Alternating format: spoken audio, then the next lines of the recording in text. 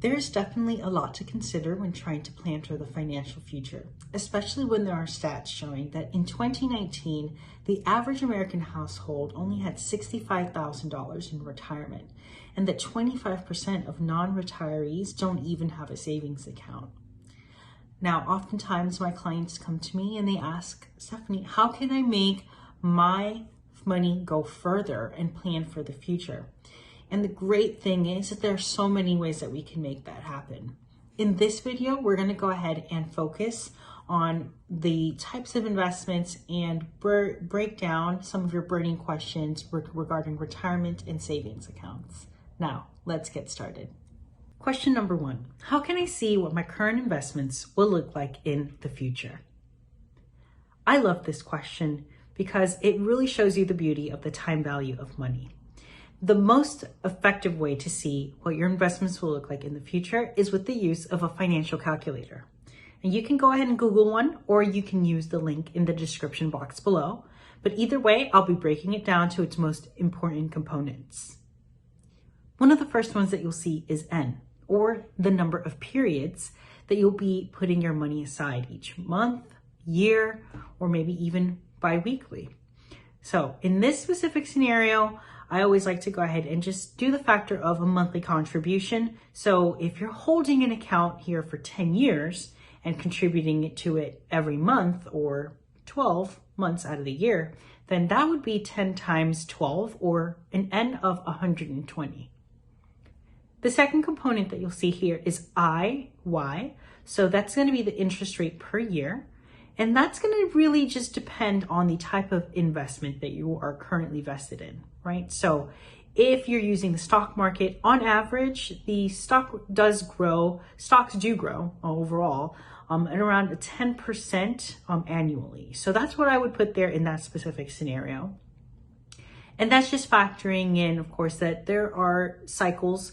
So that's not perfect, but we want to go ahead and make sure that we're thinking long-term here, or however the certain sort of return on investment works for your specific account.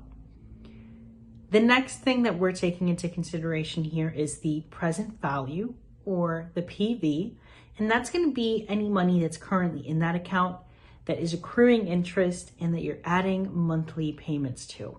So if you've got an account of $2,000, make sure that you put that money into that PV amount on there and that it's positive, because it's already money that's sitting there in that account.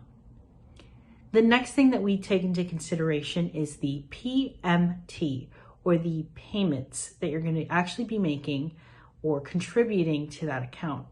So if you're putting aside $150 or even more towards an account, you would actually put in a negative PMT on there for that specific amount, since it's money that's coming out of your wallet, and that's going to factor into what your future value, or your FV, is going to calculate.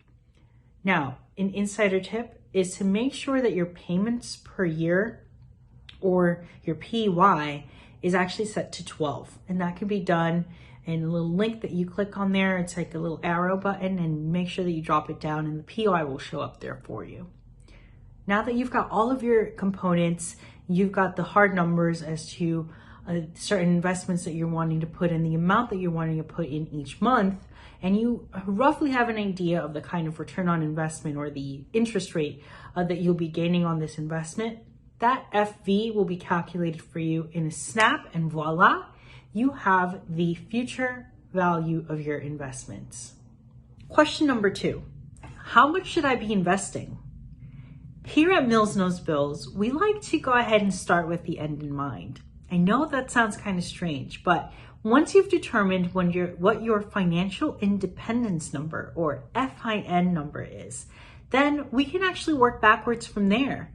So if you plan on living in your same house, or retiring on a beach house somewhere, or traveling by the time that you've planned on using any retirement account or retirement savings, that's all really great to know, because it determines the kind of lifestyle that you want to be living.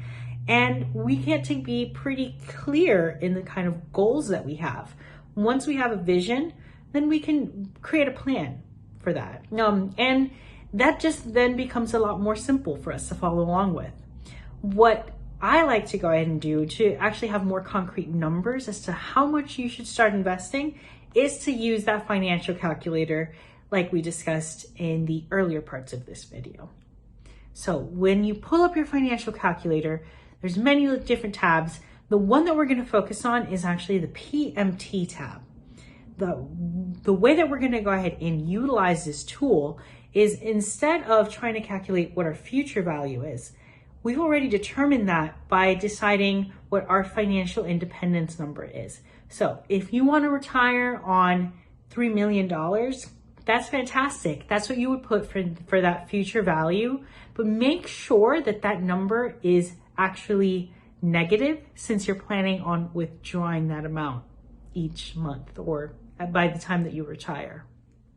The next thing that you're going to want to go ahead and do is break it down to those components, as we mentioned earlier. So N is going to be your number of periods between today and the date that you retire, times however many contributions you're planning on making monthly. And then you're going to go ahead and factor in your interest rate. So if this investment account is really focused on stocks or any sort of stock market, then I would still encourage you to put in that 10% annual interest rate on there. And then of course you do have your PV, or your present value, which is just going to be the amount of money that you have currently held in that account. When we calculate all of that, it's going to go ahead and make sure to give us a PMT, or how much we should be putting aside each month in terms of our payments or our contributions that we can start with now. That's going to give us an idea of how to go ahead and structure the budget and what we should be putting aside each month to live out that future that we want during retirement. So we've gone over some frequently asked questions on how to start investing, how to see what your current investments are going to do for the future, and ways that we can go ahead and reduce some of our tax liability. But there's so much more that we can go ahead and cover. There's going to actually be a part 2 to this. So in that second video, we're going to go over the types of retirement accounts and some strategies that you can go ahead and use to make sure that your money goes further as well. Make sure to go ahead and like and subscribe and follow for part 2, and leave us some burning questions or some things that you might want to know in the comment sections below.